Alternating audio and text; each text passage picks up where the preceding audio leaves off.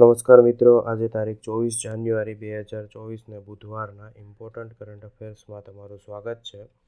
દરરોજની જેમ સૌપ્રથમ ઓનલાઈનર જોઈશું અને ત્યારબાદ જે ઇમ્પોર્ટન્ટ કરંટ અફેર્સ છે તેને આપણે ડિટેલમાં જોઈશું. આ વિડીયોની PDF તમને મારી ટેલિગ્રામ ચેનલમાં મળી રહેશે, જેની લિંક વિડીયોની નીચે ડિસ્ક્રિપ્શનમાં આપેલી છે. તો શરૂ કરીએ ઓનલાઈનર્સથી.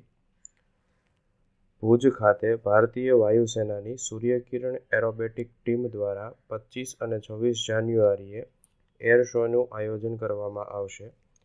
આંધ્રપ્રદેશ ખાતે ડૉક્ટર બાબા સાહેબ આંબેડકરની વિશ્વની સૌથી ઊંચી પ્રતિમાનું ઉદ્ઘાટન કરવામાં આવ્યું છે. ઇસરો દ્વારા માછીમારો માટે second generation distress alert transmitter, જેને ટૂંકમાં DATSG distress alert transmitter second generation વિકસાવવામાં આવ્યું છે. ગ્લોબલ 500 IT સર્વિસીસ રેન્કિંગ 2024 અનુસાર વિશ્વની બીજા નંબરની સૌથી મૂલ્યવાન IT સર્વિસીસ બ્રાન્ડ તરીકે TCS એટલે કે ટાટા કન્સલ્ટન્સી સર્વિસીસ રેટિંગ મેળવ્યું છે. આ યાદીમાં ટોચનું સ્થાન એપલે મેળવ્યું છે. ગુજરાત પવિત્ર યાત્રાધામ વિકાસ બોર્ડ દ્વારા સિદ્ધપુરના માતૃગયા તીર્થ ખાતે શ્રાદ્ધ તર્પણ વિધિ માટે ઓનલાઈન ક્યુ મેનેજમેન્ટ સિસ્ટમ પોર્ટલ તૈયાર કરવામાં આવ્યું છે. વિશાખાપટ્ટનમ ખાતે 14મી અખિલ ભારતીય પોલીસ કમાન્ડો સ્પર્ધાનું આયોજન કરવામાં આવ્યું છે. આપત્તિ વ્યવસ્થાપનમાં ઉત્કૃષ્ટ કાર્ય કરવા બદલ ઉત્તર પ્રદેશની 60 પેરાશૂટ ફિલ્ડ હોસ્પિટલને સુભાષચંદ્ર બોઝ આપદા પ્રબંધન પુરસ્કાર 2024 માટે પસંદ કરવામાં આવી છે. નેશનલ ઇન્સ્ટિટ્યૂટ ઓફ સિદ્ધ અને central council four research in સિદ્ધ દ્વારા પ્રથમ સિદ્ધ વેલનેસ રેલી અને જાગૃતિ અભિયાનનું નવી દિલ્હીથી કન્યાકુમારી સુધી આયોજન કરવામાં આવ્યું છે. બિહારના પૂર્વ મુખ્યમંત્રી કર્પૂરી ઠાકુરને મરણોત્તર ભારત રત્ન એનાયત કરવામાં આવશે. ગાંધીનગરમાં નેશનલ ફોરેન્સિક સાયન્સ યુનિવર્સિટી ખાતે ડિજિટલ ફોરેન્સિક્સમાં સેન્ટર ઓફ એક્સેલન્સનું ઉદ્ઘાટન કરવામાં આવ્યું છે. નોઈડામાં DLF ટેક પાર્ક ખાતે સિનોપ્સિસ ચિપ ડિઝાઇન સેન્ટરનું ઉદ્ઘાટન કરવામાં આવ્યું છે. સિનોપ્સિસ એ વિશ્વમાં ચિપનું ડિઝાઇન કરતી એક અગ્રણી કંપની છે.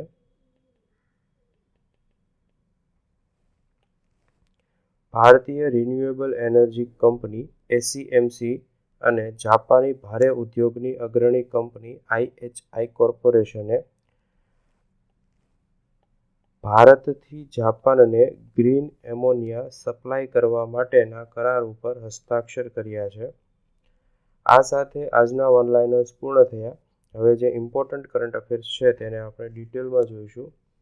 તો પહેલું છે બીજી પેઢીનું ડિસ્ટ્રેસ એલર્ટ ટ્રાન્સમીટર એટલે કે DATSG. ઇસરોએ દરિયામાં કટોકટીની સ્થિતિમાં માછીમારી બોટમાંથી બચાવની માંગ કરતા સંદેશાઓ મોકલવા માટે સેટેલાઇટ કોમ્યુનિકેશન અને સેટેલાઇટ નેવિગેશનમાં ટેકનોલોજીકલ વિકાસનો લાભ થઈને અદ્યતન ક્ષમતાઓ અને વિશેષતાઓ સાથે distress alert transmitter second generation વિકસિત કર્યું છે. ડિસ્ટ્રેસ એલર્ટ ટ્રાન્સમીટરની સેવાઓ 24/7 ધોરણે કાર્યરત જાહેર કરવામાં આવી છે, જેમાં સંદેશા વ્યવહાર ઉપગ્રહની મદદથી માછીમાર દ્વારા બચાવની માંગ કરતો સંદેશો મોકલવામાં આવે છે અને સેન્ટ્રલ કંટ્રોલ સ્ટેશન એટલે કે ઇન્ડિયન મિશન કંટ્રોલ સેન્ટર પર તે પ્રાપ્ત થાય છે, જ્યાં ફિશિંગ બોટની ઓળખ અને તેના સ્થાન મેળવવા માટેના ચેતવણી સંકેતો ડીકોડ કરવામાં આવે છે.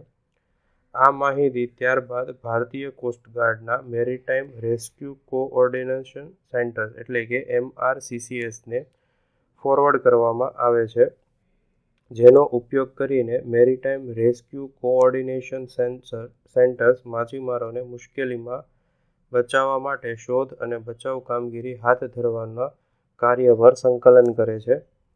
ડિસ્ટ્રેસ એલર્ટ ટ્રાન્સમીટર સેકન્ડ જનરેશનનો ઉપયોગ કરી પોટેન્શિયલ ફિશિંગ ઝોન્સ વિશેની માહિતી નિયમિત અંતરાલ પર માછીમારોને પણ પ્રસારિત કરવામાં આવે છે. ત્યારબાદ 60 પેરાશૂટ ફિલ્ડ હોસ્પિટલ. આપત્તિ વ્યવસ્થાપનમાં ઉત્કૃષ્ટ કાર્ય કરવા બદલ ઉત્તર પ્રદેશની 60 પેરાશૂટ ફિલ્ડ હોસ્પિટલને સુભાષચંદ્ર બોઝ આપદા પ્રબંધન પુરસ્કાર 2024 માટે પસંદ કરવામાં આવી છે. 60 પેરાશૂટ ફિલ્ડ હોસ્પિટલ ઉત્તર પ્રદેશની સ્થાપના 1942માં કરવામાં આવી હતી. તે ભારતીય સશસ્ત્ર દળોની એકમાત્ર એરબોર્ન મેડિકલ સ્થાપના છે, જે વિવિધ વૈશ્વિક કટોકટીમાં તેની અસાધારણ સેવાઓ માટે માન્ય છે. પ્રાથમિક મિશનમાં રાષ્ટ્રીય અને આંતરરાષ્ટ્રીય સ્તરે 60 પેરાશૂટ હોસ્પિટલ દ્વારા શાંતિ અને યુદ્ધ એમ બંને સમયે કુદરતી આફતો દરમિયાન માનવતાવાદી સહાય અને આપત્તિ રાહત કામગીરીનો સમાવેશ થાય છે. આ યુનિટે 2013માં ઉત્તરાખંડમાં આવેલા પૂર વખતે તેમજ 2015માં મિશન મૈત્રી નામ હેઠળ નેપાળના ભૂકંપ અને 2018માં સમુદ્ર મૈત્રી ઓપરેશનના ભાગરૂપે ઇન્ડોનેશિયાની સુનામી દરમિયાન તબીબી સહાય પૂરી પાડી હતી. આ ઉપરાંત તાજેતરમાં ફેબ્રુઆરીમાં આવેલા તુર્કી અને સિરિયાના ભૂકંપ વખતે યુનિટે 99 સભ્યોની ટીમ દ્વારા રેસ્ક્યુ, સારવાર અને લેબ સુવિધાઓ સહિતની તબીબી સેવાઓ પૂરી પાડી હતી અને ઓપરેશન દોસ્તના ભાગરૂપે પ્રાંતશાળા બિલ્ડિંગમાં 30 બેડની હોસ્પિટલ સ્થાપી 12 દિવસના સમયગાળા દરમિયાન 3600 દર્દીઓની સારસંભાળ પણ આ હોસ્પિટલ દ્વારા કરવામાં આવી હતી. હવે જોઈએ સુભાષચંદ્ર બોઝ આપદા પ્રબંધન પુરસ્કાર વિશે. તો આ પુરસ્કાર એ કેન્દ્રએ આપત્તિ વ્યવસ્થાપન ક્ષેત્રે ભારતમાં વ્યક્તિઓ અને સંસ્થાઓ દ્વારા અમૂલ્ય યોગદાન અને નિસ્વાર્થ સેવાઓને માન્યતા આપવા અને તેમનું સન્માન કરવા માટે શરૂ કરવામાં અથવા તો સ્થાપના કરવામાં આવ્યો હતો.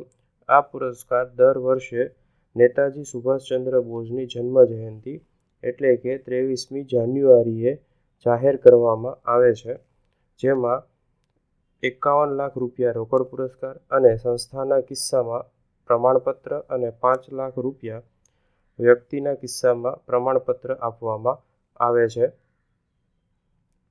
ત્યારબાદ સિનોપ્સિસ ચિપ ડિઝાઇન સેન્ટર.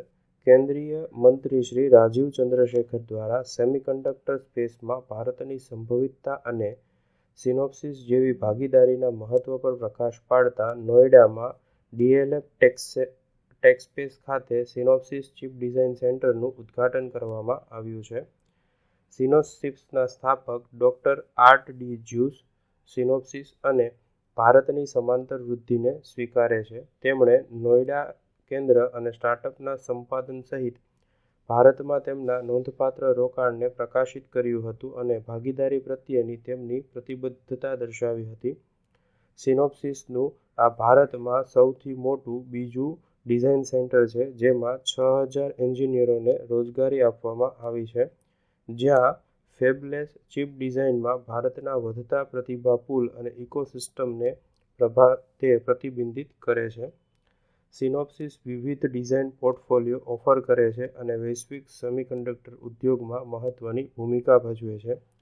ભારતમાં તેમની હાજરી ચિપ ડિઝાઇન અને નવીનતામાં દેશમાં વધતા મહત્વને રેખાંકિત કરે છે.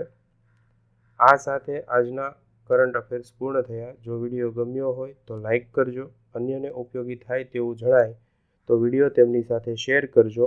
વિડીયો અંગેના પ્રતિભાવો વિડીયોની નીચે કોમેન્ટ દ્વારા જણાવી શકો છો અને દરરોજ આવી કરંટ અફેર્સને લગતી વિડીયો અપડેટ્સ મેળવવા માટે ચેનલને સબસ્ક્રાઇબ કરજો. Thank you.